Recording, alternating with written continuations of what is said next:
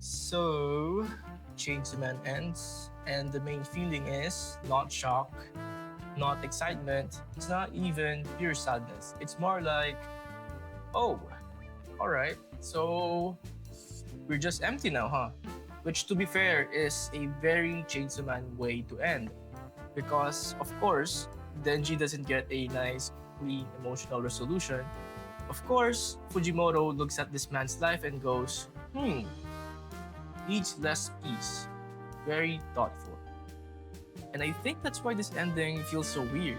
Not because it's impossible to understand, not because it's trying to be flashy. It just doesn't feel like closure, man.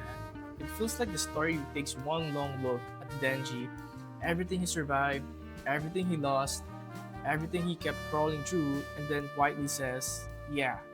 Anyway, the emptiness is still there, which is honestly brutal, low volume brutality, but still. So, quick catch up because part 2 got very normal in the sense that it became even less normal. By this point, Chainsaw Man isn't really just about death and fights anymore.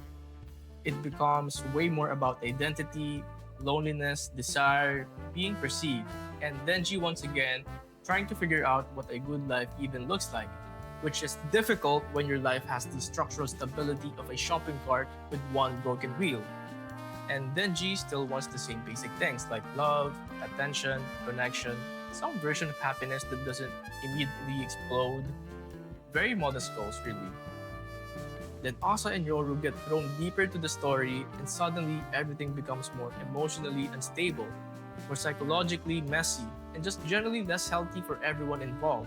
So by the end, it's not really just can they beat the threat, it's more can Denji stop chasing things that are clearly not fixing the problem?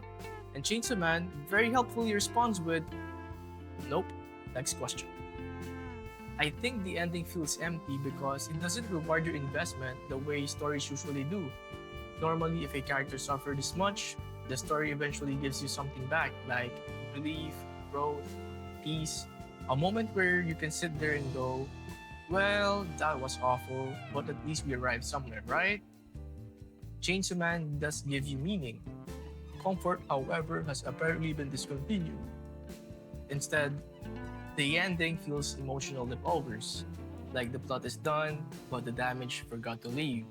And that's a much stranger feeling than a regular sadness. Sadness is simple. This is more like your brain staring at a wall for a bit. And honestly, this does fit Denji, because Denji was never built for a clean hero ending. This is not a guy walking through the story like some grand chosen one. He's impulsive, he's lonely, he's awkward, he is shallow in some ways, but weirdly sincere in others, okay? Also, a surprising amount of his decision making feels like it was approved by exactly one exhausted brain cell. And yet, that's why he works, because Denji doesn't feel like a symbol. He feels like a person trying to build a life out of scraps, bad luck, and emotional damage that should probably be illegal. That's why people connect with him. His problem was never just beat the villain. His problem is that he keeps hoping the next thing will finally fix whatever is broken inside him. The next dream, the next person, the next version of normal, and Chainsaw Man has always been extremely committed to ruining that idea.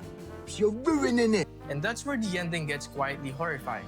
Not because it's the bloodiest thing the series has ever done, that would barely narrow it down. It's horrifying because it suggests something worse than tragedy, that Denji can survive everything and still not escape himself. That's rough, because Chainsaw Man starts with Denji wanting really small things: food, comfort, affection, a life that doesn't feel actively hostile. The bar was beneath the floorboards. And even then, the story keeps asking this awful question: what if getting what you want still doesn't make you feel whole? Which is deeply upsetting question. Also an annoyingly good one. And to be fair, I completely understand why some people don't like this ending. Because emptiness is not exactly the reward people are hoping for after spending this much time with a character.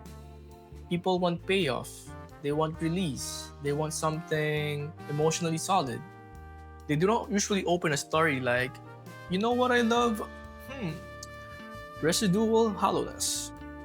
That's not the fantasy. So if somebody finishes this ending and thinks, yeah, I get what it's doing, but I still don't enjoy how this feels, that's completely fair.